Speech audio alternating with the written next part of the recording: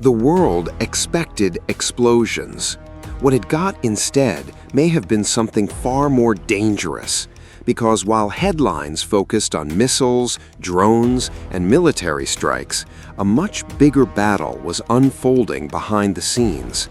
A battle over oil, money, global power, and the future of the world economy.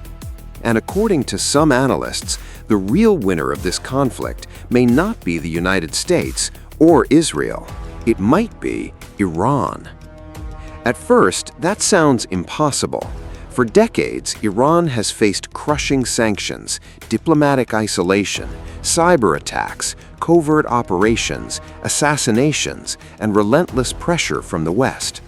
America possesses the world's most advanced military. Israel has one of the most sophisticated intelligence networks on Earth. Together, they were expected to corner Tehran. But what if the war changed something much deeper? What if Iran survived long enough to expose cracks in America's global dominance? And what if those cracks are now visible to the entire world? Because today, we're looking at a controversial but increasingly discussed argument that Iran may have entered negotiations in a stronger position than before the conflict began. And if that's true, the consequences could reshape the global economy for decades. To understand this, we need to start with one place, the Strait of Hormuz. It's one of the most important waterways on the planet. Roughly 1/5 of the world's oil passes through this narrow corridor every single day. Massive tankers carrying energy from the Middle East to Asia, Europe, and beyond all squeeze through this tiny maritime choke point, and Iran sits right beside it. For years, Tehran has used the strait as leverage, a reminder to the world that if Iran suffers economically, global energy markets can suffer too. Now imagine a future where tensions calm, sanctions loosen, and Iran gains the ability to heavily regulate or tax commercial traffic moving through the region. Some projections suggest the revenue potential could be enormous, possibly tens of billions of dollars annually if shipping costs surge and regional agreements emerge. Supporters of this theory argue that such income could dramatically change Iran's economy. Not only that, but Iran could also regain access to over $100 billion in frozen assets held abroad in countries like South Korea, Japan, and elsewhere. That's money Iran has been locked out of for years.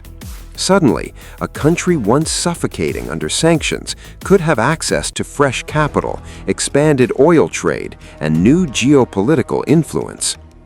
But the story gets even more complicated, because critics of U.S. strategy argue that despite years of pressure, Iran's nuclear program never truly disappeared. In fact, many believe it accelerated. Facilities were rebuilt, enrichment capabilities expanded, scientific expertise deepened, and despite sabotage operations and diplomatic efforts, Tehran continued advancing its program step by step.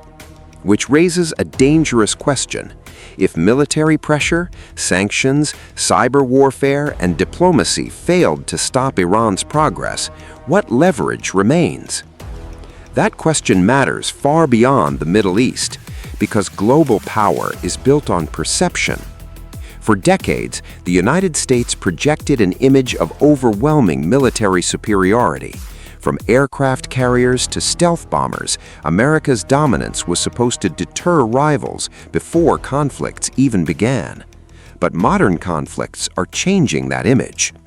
Cheap drones can threaten billion-dollar systems. Proxy groups can destabilize entire regions. Cyber warfare can target infrastructure without firing a bullet. And regional powers are becoming harder to control through traditional military pressure alone. To America's rivals, even limited resistance against Washington can now be framed as proof that U.S. power is no longer untouchable. That perception alone changes global calculations. Countries watching from the sidelines, especially China and Russia, pay close attention to moments like these. Because the real battle may not be about territory. It may be about the future of the global financial system itself.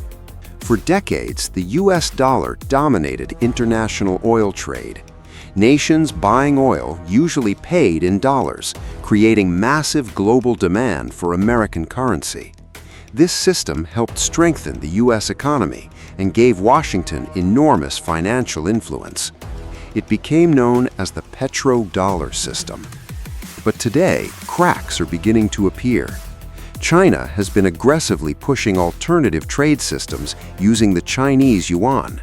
Energy deals between China, Russia, and Iran and other nations are increasingly experimenting with non-dollar transactions. And every geopolitical conflict that weakens confidence in US leadership gives these alternatives more momentum. This is where the idea of the Petro yuan enters the conversation. It's still far from replacing the dollar globally. The US financial system remains vastly more powerful and trusted overall. But the trend matters.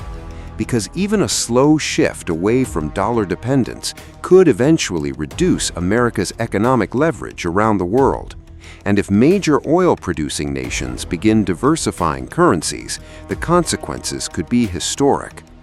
Some economists warn this could increase inflationary pressure in the United States, weaken borrowing power, and create long-term financial instability if handled poorly. Others argue these fears are exaggerated and that the dollar's dominance remains secure for the foreseeable future. But one thing is certain: the world is changing. And conflicts in the Middle East are no longer just regional wars. They are battles connected to energy routes, global currencies, technology, sanctions, and economic survival. That's why this debate matters so much. Because if Iran emerges from confrontation more economically resilient, if its regional influence grows, and if America's rivals gain confidence from these events, then this conflict may become a turning point historians study for generations. But there's another side to this story. Iran still faces enormous internal problems: inflation, unemployment, political unrest, infrastructure challenges, and international isolation remain serious obstacles. Sanctions continue hurting ordinary citizens, foreign investment remains risky, and any escalation in the region could instantly destroy economic progress. Meanwhile, the United States still possesses unmatched military reach, the world's largest economy, and the most influential currency on Earth. So this isn't a story about a collapsing superpower or a guaranteed Iranian victory. It's a story about shifting power. A story about how modern wars are increasingly fought through economics instead of invasions. And perhaps most importantly, it's a story about how the global order that dominated the last 30 years may be entering a dangerous new phase. Because once nations begin questioning who truly controls global trade, oil, and money, the entire balance of power starts to move. And when that happens, history changes very fast.